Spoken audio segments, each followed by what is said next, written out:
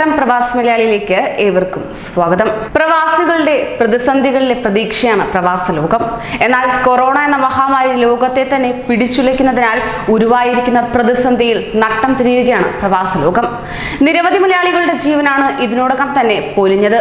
നിരവധി ജീവനുകളും കൂടിയാണ്. ഏകദേശം 30-ൽ പരം മലയാളികളാണ് ഇതിനോടകം തന്നെ കൊറോണയിൽ ഗൾഫ് രാഷ്ട്രങ്ങളിൽ പൊലിഞ്ഞത്.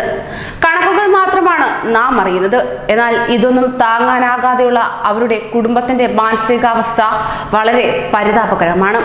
തന്റെ അമ്മൂമ്മയും അമ്മയും കരയുന്നത് എന്തിനെന്ന് പോലും 4 വയസ്സുകാരി ശ്രദ്ധയ്ക്ക് ഇനിയും അറിയില്ല. അവളുടെ അച്ഛൻ ദുബായിൽ നിന്ന് മടങ്ങി വരില്ലെന്നും അറിയില്ല. ഇളമ്പഴഞ്ഞൂർ കല്ലുംകൂട്ടത്തിൽ വീട്ടിൽ രതീഷിന്റെ ഏക മകളാണ് ശ്രദ്ധ. കഴിഞ്ഞ ദിവസം രാത്രി 11-നാണ് മരണവിവരം വീട്ടിലറിയുന്നത്. സഹോദരി ഭർത്താവാണ് ഫോണിലൂടെ ബന്ധുക്കളെ കാര്യം അറിയിച്ചത്. അമ്മ ലളിതയും ഭാര്യ രമയും വിവരമറിഞ്ഞതോടെ കൂട്ടക്കരച്ചിലായി. അതേസമയം കോവിഡ് നിയന്ത്രണങ്ങൾ ഉള്ളതിനാൽ ഏതാനും ബന്ധുക്കൾ മാത്രമാണ് വീട്ടിലെത്തിയത്.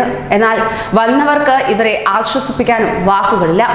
കോവിഡ് ബാധിച്ചു മരിച്ചതിനാൽ മൃതദേഹം നാട്ടിലെത്തിക്കാതെ അവിടെ സംസ്കരിക്കാൻ തീരുമാനവും എത്തി.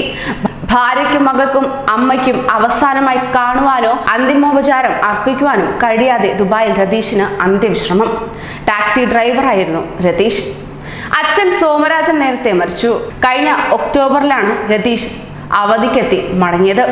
കുടുംബത്തിന്റെ ഏക ആശ്രയം കൂടിയായിരുന്നു രതീഷ്.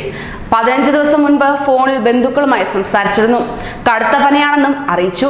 സ്രവ പരിശോധന പോസിറ്റീവാണെന്ന സന്ദേശവും എത്തിയിരുന്നു. പിന്നീട് മരിച്ചെന്ന വിവരമാണ് കുടുംബാംഗങ്ങളെ തേടിയെത്തിയത്.